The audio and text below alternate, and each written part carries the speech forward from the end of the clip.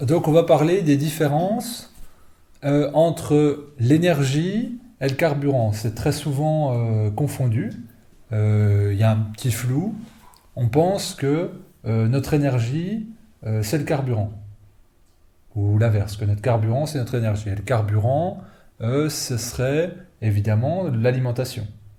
Et, mange pour prendre des forces, tu vas à l'école, fais un bon petit déjeuner, tu vas travailler, attention à la fringale, et puis prends le goûter, prends l'encas, etc.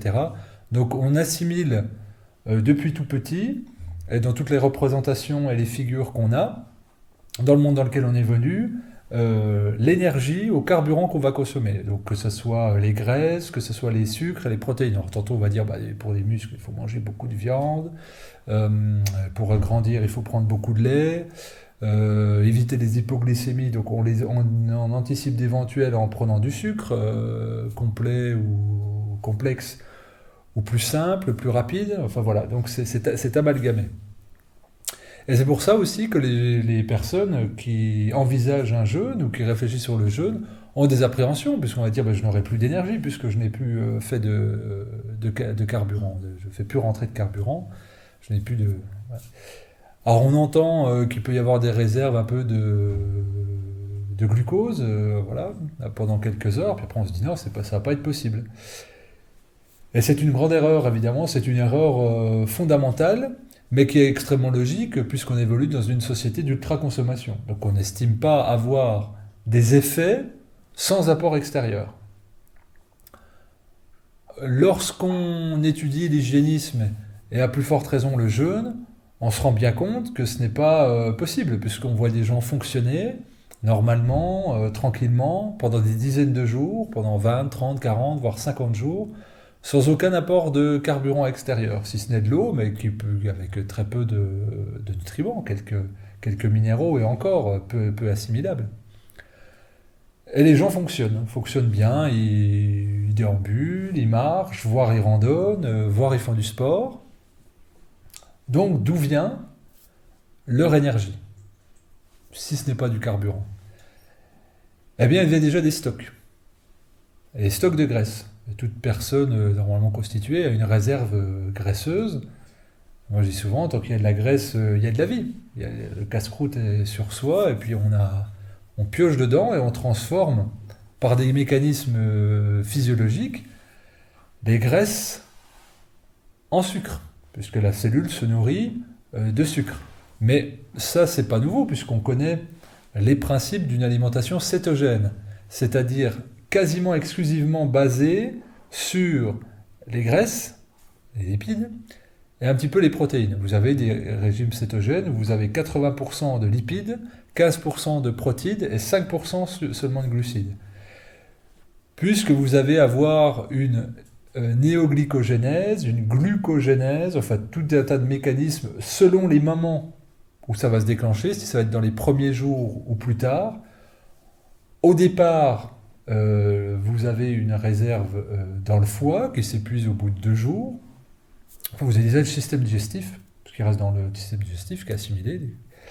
Ensuite, les réserves de sucre au niveau du foie, et ensuite la transformation des graisses en corps cétonique pour que le corps s'en nourrisse. Et ça, c'est le mécanisme du jeûne. Et on rentre dedans plus ou moins rapidement, selon qu'on boit beaucoup ou pas assez. C'est en jeûne sec, par exemple, on rentre plus vite dans ce mécanisme-là. C'est pour ça qu'on maigrit plus vite avec le jeûne sec, parce qu'on puise plus rapidement dans les graisses pour les transformer en énergie, en sucre. Donc le corps sait faire ça de manière autonome. Donc je dirais que tant qu'il y a réserve graisseuse, il y a réserve énergétique. Et on peut fonctionner très bien. Ça, c'est la première forme de repos. La deuxième forme de repos, celle-là, bon, c'est invisible à notre œil la première, mais c'est palpable. On palpe sa graisse, on se dit, tiens, j'ai un peu de la graisse abdominale, j'en ai aussi sur les cuisses, sur les fesses, un peu sous les bras, ça va, j'ai de quoi tenir. L'autre, moins perceptible, on va dire, c'est le repos. Et pour moi, c'est la plus importante. Parce qu'on ne va pas jeûner tous les jours, mais on a le devoir de se reposer tous les jours. Et on va se trouver à avoir des fois à manger très très équilibré comme il faut, et ne pas se sentir avec de l'énergie. Simplement pourquoi? Parce qu'on n'a pas eu notre dose de sommeil ou on n'a pas fait notre sieste. Donc cela nous montre que l'énergie, fondamentalement, c'est le repos. Et c'est ce qui nous différencie, nous hygiénistes, d'autres pratiques, que ce soit en alternative ou allopathique, voire même de l'accompagnement de jeûne, puisque nous disons que la détoxination, c'est l'énergie nerveuse, l'énergie qui la rend possible. Donc nous cherchons à faire économiser l'énergie aux candidats au jeûne pour qu'ils détoxifient efficacement. Et ce volume énergétique-là, généré par le repos, ne peut pas aller à un endroit et à un autre en même temps, à répartition égale. Donc si nous avons des activités physiques et intellectuelles soutenues, comme la lecture d'une chose très compliquée, la randonnée, et bien en même temps, ou des discussions soutenues, et bien nous ne pourrons pas détoxifier autant qu'une personne qui reste tranquille, allongée dans son lit, sans avoir des préoccupations mentales. Et c'est pour ça que nous verrons des symptômes de détoxination plus forts chez celui qui est au repos, des pertes de poids plus prononcées chez celui qui est au repos, et des expressions corporelles et des processus physiologiques s'accomplir de manière beaucoup plus intense chez la personne au repos que chez celle qui est active. Et tous les gens qui ont testé le jeûne actif et le jeûne au repos vous le diront. Alors il ne s'agit pas ici de mettre en opposition le jeûne actif, qui est souvent le jeûne en randonnant, mais ça peut être avec du vélo ou autre, et le jeûne au repos en disant l'un est meilleur que l'autre. C'est simplement de dire, de manière pragmatique, si on souhaite déclencher des processus de détoxination efficaces, eh bien il est plus judicieux d'aller vers le repos que vers l'activité physique, ça c'est clair, mais c'est surtout de comprendre, je dirais en dehors du mécanisme du jeûne, là c'est ce qui est le plus criant, c'est ce qui est le plus exacerbé, de comprendre qu'au quotidien, on va toujours chercher, dans le monde suragité dans lequel on évolue, une solution extérieure à notre manque d'énergie. On va prendre des compléments alimentaires, on va grignoter, on va prendre des dattes, des figues, des sucres de toutes sortes pour se booster un coup, alors que fondamentalement, nous avons besoin de repos. Alors que ce soit par le sommeil, que ce soit par la relaxation, que ce soit par la sieste, que ce soit par la méditation, peu importe, de repos du mental ou du repos physique, parce qu'on se rend bien compte que notre cerveau nous brûle énormément de calories et d'énergie, consomme beaucoup. Et c'est cette vigilance-là qu'il faut mettre. Et d'ailleurs, on le sait, c'est dès l'instant qu'on va jeûner ou sauter des repas, il y a des gens qui disent « mais je suis écroulé de fatigue ». Puisqu'en définitive, l'aliment va venir jouer un rôle de stimulation, d'innervation, stimuler le système nerveux.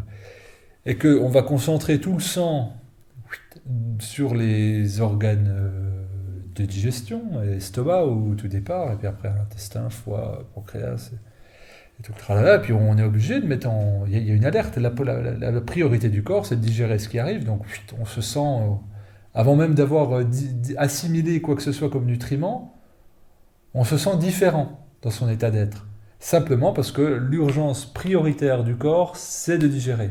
Mais qu'est-ce qu'on va avoir après? Un coup de barre. Parce qu'on a concentré tout notre sang et on n'a pas beaucoup d'énergie pour avoir et l'activité physique et intellectuelle et la digestion. Donc le corps met la priorité sur la digestion et donc met tous les autres systèmes en veille et on a besoin de faire une sieste après dormir. Normalement, ça ne devrait pas être le cas.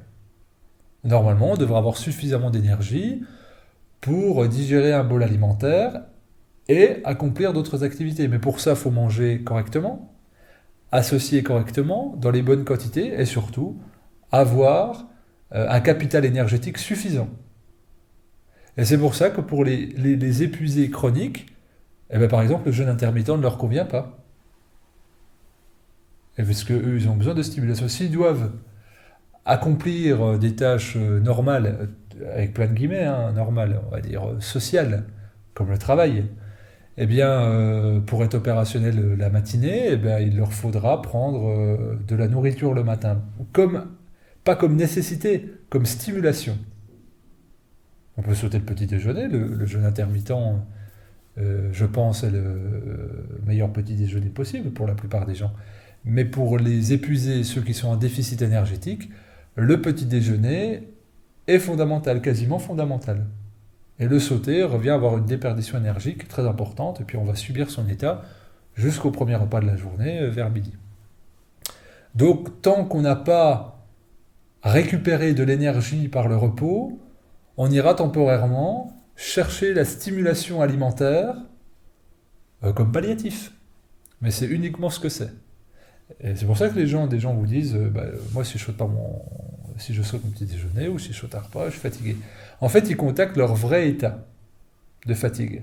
Et c'est pour ça qu'on va voir des gens dire moi le matin, il me faut mon café, il me faut mon thé vert, il me faut ma clope, ou il me faut mes céréales, mon sucre et mon machin, ou mon jus de fruits, sinon je ne peux pas décoller.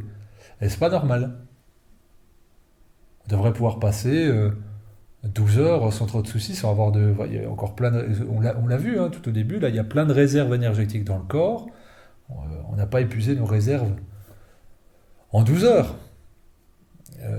Donc, c'est qu'il y a autre chose. C'est qu'il y a un phénomène d'usure, de fatigue. Mais combien de fois dans la journée sent-on le besoin de se reposer, de fermer les yeux et où on ne le fait pas? De faire une petite pause, ne serait-ce que 2-3 minutes, de se dire s'allonger, de relâcher tous les muscles, toutes les tensions. Et on dit, non, ça va être mal vu, c'est pas le moment, je vais avoir le chef ou le contremaître qui va venir me taper sur l'épaule en me disant que je suis un feignant, etc., etc. Donc on ne s'écoute pas. Mais combien de fois par jour, combien de fois par semaine, combien de fois par mois, nous négligeons ça. On sent le besoin d'aller se coucher vers 21h, 21h30.